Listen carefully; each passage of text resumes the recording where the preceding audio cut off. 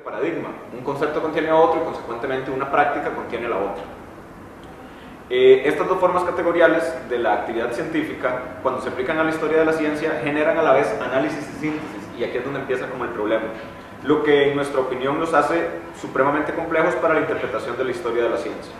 Para hacer esta opinión, valen las palabras del propio Kuhn en una fecha tan tardía como el 95, aclarando que, y esto es rarísimo, soy un kantiano con categorías cambiantes. No se pueden describir como el a priori kantiano, pero es seguro que esa experiencia, haber estudiado el a priori kantiano, me preparó para el sintético a priori kantiano, y efectivamente yo hablo del sintético a priori. Con esto Kuhn intenta comprender la práctica científica como una totalidad que se comporta como síntesis a priori, pero que a la vez es singular. Esto conduce a dos consecuencias diferentes por su uso y por su esfuerzo.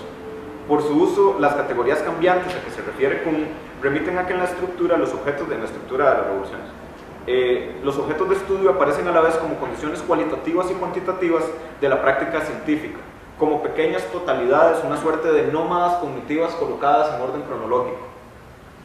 El concepto de descubrimiento relativamente aclara esta perspectiva, el concepto de descubrimiento en Kuhn. El descubrimiento es tanto la base de la ciencia normal como de la ciencia revolucionaria. El descubrimiento funciona en la ciencia normal a manera de ampliación del conocimiento de aquellos hechos que el paradigma muestra como particularmente reveladores, aumentando la extensión del acoplamiento entre esos hechos y las predicciones del paradigma y por medio de la articulación ulterior del paradigma mismo.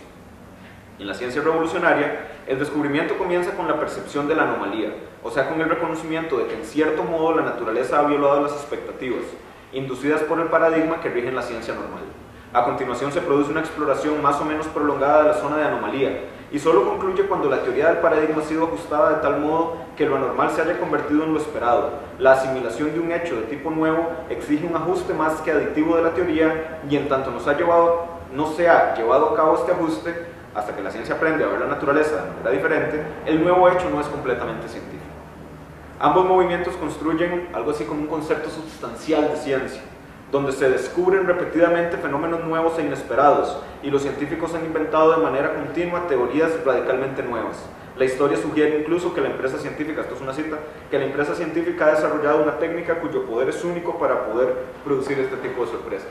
Respecto de esto, Kuhn hay un momento en donde incluso habla del descubrimiento científico y de la historia de la ciencia como una suerte de revolución permanente del descubrimiento. Entonces ahí es también, digamos, donde está anclado el problema. Precisamente acá, el uso del método sintético a priori nos muestra su contradicción, pues por un lado se han hecho descubrimientos de manera continua, pero también se han hecho teorías radicalmente nuevas en esa misma continuidad. Lo nuevo y lo continuo son uno y lo mismo, y es acá precisamente donde Kuhn introduce la mayor complejidad de paradigma, la inconmensurabilidad. Lo nuevo es radicalmente nuevo, pero a la vez continuo, y con el agravio de comportarse siempre la novedad como una nueva totalización. Lo que dividiría ciencia normal y ciencia revolucionaria serían grados de profundidad, pero sin identificar profundidad respecto de qué, puesto que toda práctica científica, todo descubrimiento, introduciría a la vez una dinámica de totalización diferenciada de las anteriores. Acá es donde el paradigma no sirve para la interpretación de la coherencia presumible que debería contar la historia de la ciencia, precisamente porque entra en contradicción con el concepto sustancial de descubrimiento. Con un problema ulterior, en Kuhn no existe un apoyo para identificar la relación entre prácticas humanas concretas y prácticas científicas. Ese devenir no está fundamentado, y en la medida en que Kuhn mismo señala la dimensión cultural que puede adquirir paradigma, entonces sí valdría la pena una suerte de antropología de la ciencia. Dice Kuhn: lo que hace que la integridad de una percepción valga la pena de subrayarse es, por supuesto, qué tanta experiencia pasada se encuentra incorporada en el aparato neural que transforma los estímulos en sensaciones. El señalamiento de la experiencia pasada que se incorpora al aparato neural aclara, en nuestra opinión, el método que usa Kuhn para comprender la construcción de los paradigmas de la comunidad científica, a la vez que lo aleja de las tradiciones positivistas, donde la síntesis de experiencia es, digamos, más inmediata. Pero la dinámica de esa incorporación nunca es del todo aclarada en Kuhn. Lo más riguroso que aporta Kuhn a este respecto es una mención a la Gestalt, con sus cambios de patos en conejos, un cambio de la interpretación de la forma que nunca obtiene una fundamentación más detallada, puesto que, al fin y al cabo, es solo una mención y ni siquiera pasa por un acercamiento mayor a la historia de la psicología o a la psicología como ciencia. Bien, la crítica de Jean Piaget y Rolando García. El texto, dicho sea de paso, tiene una facilidad increíble, porque Rolando García es un argentino, entonces Piaget escribió el texto con Rolando García, y la primera traducción que se hace al texto es al español, y bueno, la hace Rolando García, y Piaget la pude revisar. Entonces, desde ese punto de vista es un texto, digamos, con el que uno puede, digamos, tener confianza. Precisamente en la discusión sobre la Gestalt es donde inicia la crítica. Dicen nuestros autores respecto de Kuhn que para explicar cómo aprende un estudiante de ciencia sus ejemplares, hace un intento por reconstruir cómo aprende un niño lo que es un pato, sin preocuparse por investigar empíricamente, es decir, con niños de carne y hueso, si es así como los niños aprenden. Varias décadas de investigaciones con niños desde la perspectiva de la epistemología genética han demostrado que no es así como aprenden los niños. Y continúan. El rechazo de la investigación empírica para determinar el proceso real del desarrollo cognitivo no puede explicarse de otra manera que por un preconcepto, una posición a priori sobre la ciencia, o más específicamente las ciencias. Tales prejuicios son, estrictamente hablando, parte constitutiva de una ideología que condiciona la dirección y todos los resultados del análisis. Para Piaget y García, por otro lado, habría una continuidad funcional entre el sujeto natural y el sujeto científico, diferenciando simplemente por ámbitos de especificidad. Esta continuidad funcional estaría marcada sobre todo por dos características. Por un lado, una relativa inconsciencia respecto del propio mecanismo de adquisición de conocimiento, así como un devenir continuo de la construcción de ese conocimiento. Es con estas dos características que se enfrenta a Kuhn respecto de la integridad de la percepción y esto es importante, descomponiendo el concepto de paradigma en tres tipos de movimiento, fundamentan su propia posición epistémica. Entonces ellos el concepto de paradigma lo agarran y lo desbaratan y lo hacen tres, digamos, particularidades. La primera, donde ellos hablan de paradigma social de la ciencia, que tiene que ver con el sentido interpretativo que las relaciones sociales y culturales le dan a determinados objetos científicos. Número dos, este no tiene nombre, de las actividades que el sujeto despliega a través de aproximaciones sucesivas marcadas por desequilibrios y reequilibrios cognitivos respecto del objeto de estudio. Y tres, el paradigma epistémico, que esto es categorial, o sea, las mismas continuidades funcionales y de contenido entre diferentes teorías científicas. Es en esta síntesis donde Piaget y García procuran identificar las bases para una epistemología netamente científica, alejada de las formas especulativas, que por lo demás se identifican dentro de los debates, digamos, clásicos entre Popper, Kuhn, Feyerabend y Lakatos. Cada uno de estos movimientos, de esta descomposición de paradigma, adquiere una dialéctica propia, un movimiento particular cuya síntesis de los tres momentos sería el objeto de estudio de una epistemología netamente científica, para la cual la ciencia y su historia serían un laboratorio epistémico. Respecto del contenido que las relaciones sociales imponen en las interpretaciones de los objetos de estudio, diremos rápidamente que paradigma social remite a la concepción del mundo, que condiciona la asimilación de cualquier experiencia. Como ejemplo, Piaget y García utilizan la concepción del mundo para explicar la diferencia del desarrollo del concepto de inercia entre los antiguos griegos y los antiguos chinos, ya que para los griegos el movimiento siempre requeriría una fuerza, mientras que para los chinos el mundo estaba en constante devenir, sobre todo está hablando de Aristóteles, lo que marca la manera de comprender la naturaleza, en un caso vinculado al reposo como natural y en otro vinculado al flujo continuo. Esa sería cuando menos una de las causas de que el concepto de inercia se haya desarrollado de manera tardía dentro del pensamiento occidental. Esta perspectiva permitiría ubicar una relación entre un sujeto natural y un sujeto científico, lo que podría dar cuenta de la dimensión cultural de la investigación científica, pero de manera más importante nos permite estabilizar una forma de comprensión genérica de la objetividad, aplicable para conjuntos de seres humanos. Es que la concepción del mundo no se podría dar en el aire, ni como una determinación por fuera de la propia actividad subjetiva. Esta actividad subjetiva, el segundo movimiento, estaría marcado por un desarrollo desigual y combinado de aproximaciones a la objetividad. Tal dinámica práctica, Piaget y García la ubican dentro de la epistemología genética, a la que solo de pasada nos vamos a referir en esta ocasión, y que está vinculada al desarrollo psicogenético del niño. El recién nacido que empieza a descubrir sus propias manos, tarda un tiempo en lograr dar con sus manos en su boca, pero una vez lo hace, puede formar la idea, sin vínculo alguno con el lenguaje aún, de la realidad como chupable. Poder tener certeza de que puede chupar sus manos es la certeza de que existe una realidad que lo circunda, porque tanto sus manos como los objetos que lo circundan tienen la característica de ser chupables. Es de esta manera como las acciones del niño son la base material de cualquier operación cognitiva, que poco a poco va abarcando ámbitos, digamos, cada vez mayores. Es en este lugar en que Piaget y García establecen, ahora como modelo en la historia de la ciencia, su perspectiva del descubrimiento científico. Habrían 4 elementos cuya relación permitiría abarcar la comprensión de los objetos de interés científico. En primer lugar, los primeros observables, posibilitados por, digamos, la acción inmediata del sujeto y que remiten al inmediato de los objetos.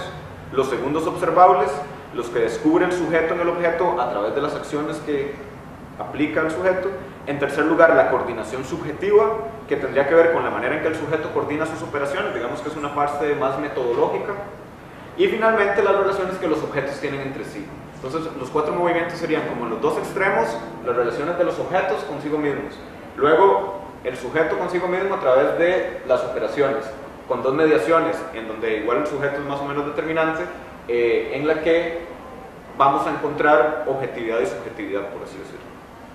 De la síntesis entre los 4 es que se podrían ir haciendo reflexiones cada vez más generales en torno a la totalidad, de manera que esta sería un límite, pero no sería tan flexible de reconfigurar como en Kuhn, puesto que en cada uno de los nuevos descubrimientos iría aumentando el dominio explicativo, pero el desarrollo de una nueva teoría o nueva forma de totalidad, particularmente para la historia de la ciencia, estaría circunscrito a un paradigma epistémico, que marcaría definitivamente la explicación tanto en contenido como en forma. Entonces, en esto de paradigma epistémico es donde está el esquemita, digamos, que les acabo de dar. Ahí está mucho más complejo, yo aquí lo voy a simplificar para efectos expositivos, ¿no? Entonces, el paradigma epistémico tendría que ver con las continuidades funcionales y de contenido dentro de la historia de las teorías científicas, en donde las construcciones teóricas de T1 se convierten en objetos de reflexión inmediata, algo más empíricos, en T2, y las operaciones en T2, o sea, en la teoría 2, a su vez expanden las características de esos observables, hasta el punto de que esta expansión da nuevas generalizaciones de la experiencia, nuevas teorías, con nuevas características de los objetos y del ordenamiento de las operaciones del sujeto. Una teoría subsume a otra, manteniendo pero convirtiendo sus objetos reflexivos en objetos empíricos y ampliando el dominio general de la explicación dentro del marco generalísimo de la experiencia posible del sujeto. Los 3 movimientos, a su vez, están configurados respecto de las operaciones fundamentales básicas de la cognición para Piaget: asimilación y acomodación. Acomodación remite a un ordenamiento de los objetos de donde se descubren sus características propias, tanto como aquellas características que el sujeto descubre por su propia práctica. La asimilación es la reequilibración teórica que supone la síntesis totalizante de ese ordenamiento objetual. Esta descomposición o profundización del concepto de paradigma sería en definitiva la síntesis crítica del constructivismo a Kuhn. La ubicación del desarrollo cognitivo y científico dentro de circuitos específicos de la actividad humana es lo que, en nuestra opinión, se podría empezar a detallar como una antropología de la ciencia. Esto en ciencias cognitivas tiene otro matiz, pero luego me refiero a eso. A detallar como antropología de la ciencia, y que llega a cubrir las determinaciones netamente externalistas de la ciencia, dentro de las que cabría incluir el énfasis económico o militar como un tipo de fundamento del desarrollo científico, mas no de desarrollos propiamente epistémicos o cognitivos, ya que estos serían de carácter más antropológico y estructural, mientras que los otros, digamos que podrían ser más accidentales. Es de esta perspectiva que Piaget y García establecen, en nuestra opinión, una dialéctica de la ciencia, una historización propiamente hablando de la ciencia. Cierto es que Kuhn procura comprender la estructura de las revoluciones científicas, pero esa propia estructura queda en un claroscuro, porque las reglas definitivas de transición entre formas de explicación científicas, teorías, son establecidas de acuerdo a un método que no permite disociar el descubrimiento normal del revolucionario, ni las determinaciones sociales o epistémicas de la ciencia, así como un esquema básico del desarrollo cognitivo. Pero el esfuerzo de Kuhn, en nuestra opinión, es lo que hace a la estructura un texto cuyo relieve queda claro apenas se dan los primeros pasos en historia y filosofía de la ciencia. Es decir, yo reivindico Kuhn, desde un punto de vista reivindico Kuhn. Muy importante texto. La validez de la dialéctica piagetiana para la ciencia. Vale la pena notar, y esto es parte de una discusión, 2 textos donde se traslapa el concepto de historia a la hora de la comprensión de la ciencia. Primero es de un autor que se llama James Ritter, en La historia de la ciencia, editada por Michel Serres, es un poco viejo, del 91. Pues la cuestión con Ritter es que está hablando de cómo es que se empiezan a hacer las primeras abstracciones, digamos, en torno a la matemática. Y él logra rastrear esas primeras abstracciones en la diferencia en que los egipcios y los babilonios, en el orden que hacen las tablas de operación, pues, efectivamente ordenan, ¿se entiende? En Egipto se ordena de una manera, en Babilonia se ordena de otra manera, y eso permite dar formas teóricas diferentes. Entonces, por un lado, se empieza a desarrollar más el álgebra, y por otro se empezaría a desarrollar más la geometría. Entonces, ahí hay un problema, porque Richter lo que dice es: los problemas tratados pueden parecer elementales a nuestros ojos, y su estudio menos gratificante que la reconstrucción hipotética del modo de fabricación de las tablas utilizadas. Acá justamente se refleja lo de arriba. Los problemas no pueden parecer elementales porque de hecho lo son.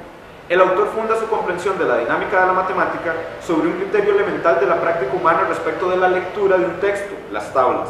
El problema es, ¿por qué señalar como menos gratificante el estudio elemental y real de práctica humana y privilegiar una reconstrucción hipotética imposible según los datos que el mismo autor da de las tablas? Hay una suerte de desprecio por lo concreto y profano de la práctica humana. Mucho más cercano, en julio del año pasado, aquí no sé si lo voy a pronunciar bien, Paul Hoyningen, en un artículo dedicado a los elementos filosóficos de Kuhn, indica que si bien es cierto se debe entrar en la práctica histórica científica para comprender la estructura de la ciencia, concluye que los elementos filosóficos de cada investigación son, en definitiva, los que otorgan el concepto de historia en sentido estricto. Sin embargo, esta perspectiva, lejos de embarcarse en la contemplación de la práctica en su dimensión histórica, nos lanza al terreno de la especulación netamente filosófica, terreno en que, como sabemos desde Descartes, todo es ámbito de disputa. Desde este punto de vista, la extensión de la propuesta piagetiana para la comprensión de la empresa científica parece deseable. Eso es.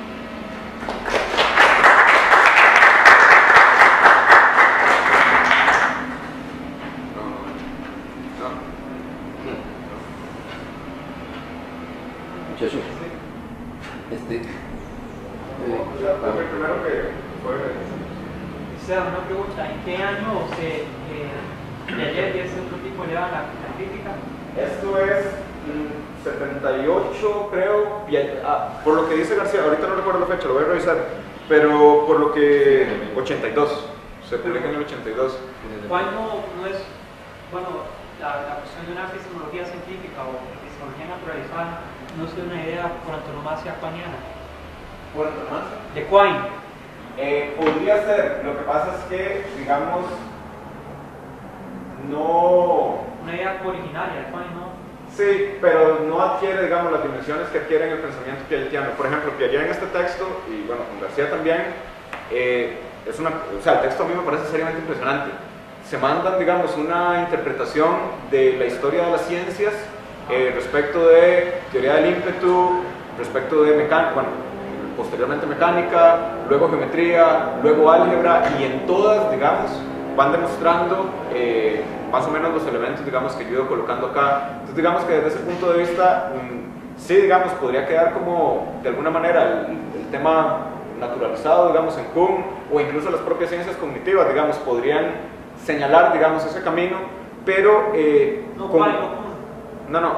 sí. Incluso las ciencias cognitivas podrían también, digamos, ir marcando ese camino. De hecho, en ciencias cognitivas hay cosas que se llaman antropología de la ciencia, pero cuando yo hablo de antropología de la ciencia, un poco, digamos, con el texto piagetiano, es dar cuenta de el conjunto de determinaciones que pueden rodear, digamos, la empresa científica.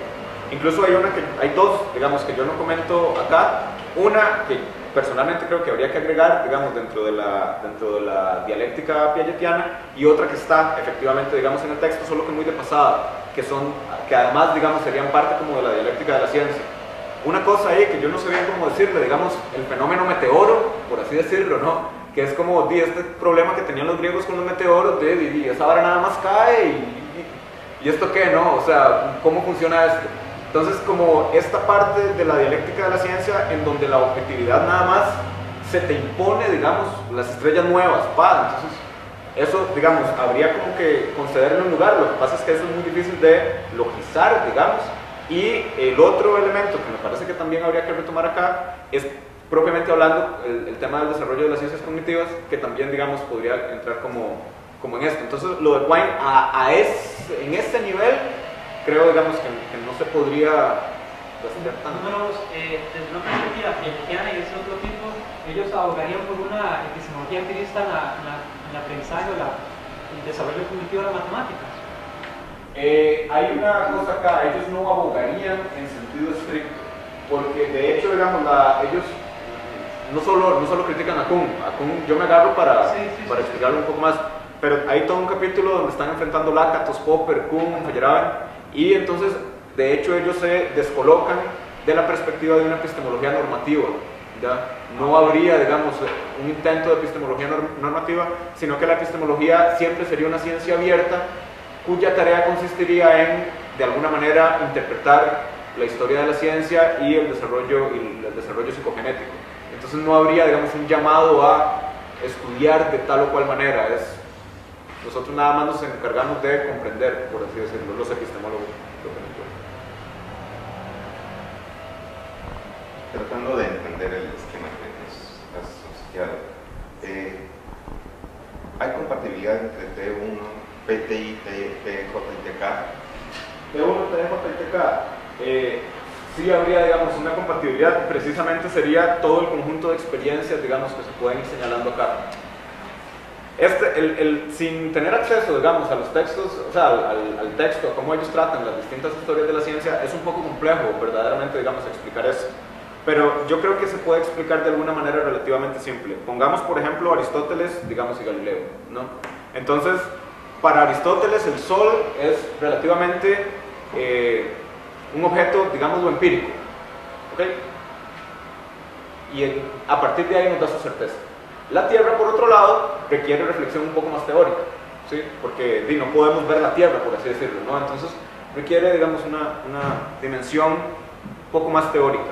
Ahora, cuando aparece Galileo, entonces esto, digamos, que era meramente empírico y esto que era meramente teórico, de alguna manera se trastocan, ¿no? Porque entonces, cuando Galileo ve las lunas de Júpiter, entonces el razonamiento más o menos es como, bueno, es que la luna gira alrededor de nosotros y Júpiter también tiene una luna y Júpiter es planeta, debe ser que la Tierra es planeta, ¿sí? Entonces ahí de alguna manera se profundiza como teóricamente, y el Sol, cuando es observado por el telescopio, entonces también su dinámica empírica queda, pero hay una teorización un poquito más. Entonces de alguna manera la continuidad es tanto de los objetos como de la práctica de asimilación y acomodación, digamos, que lleva adelante el sujeto cognitivo. Entonces sí habría, digamos, una continuidad. Los objetos quedan subsumidos, son comprendidos como con mayor grado de determinación en cada, digamos, uno de los avances o cuando menos, digamos, de estas historias de la ciencia.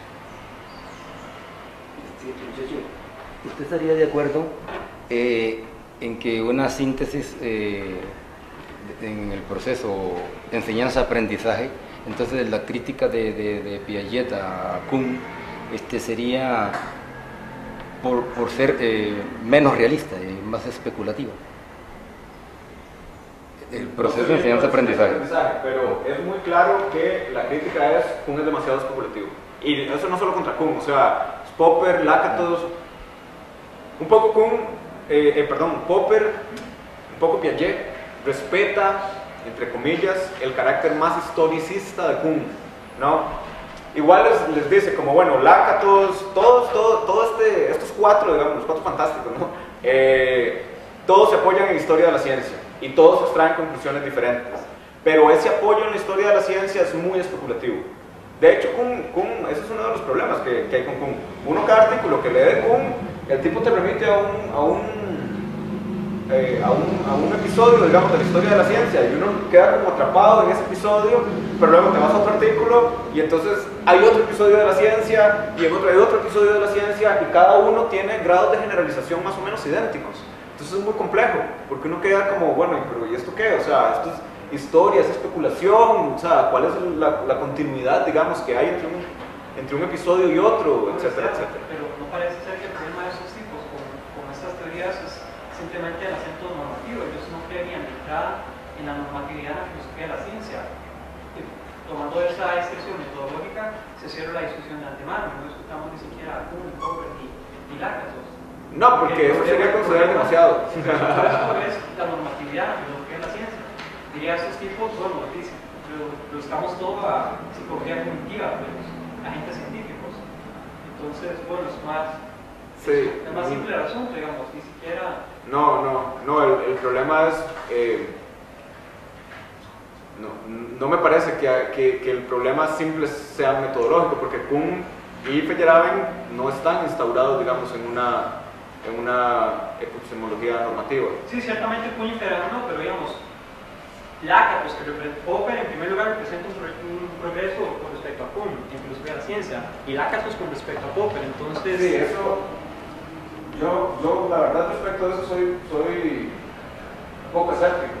O sea,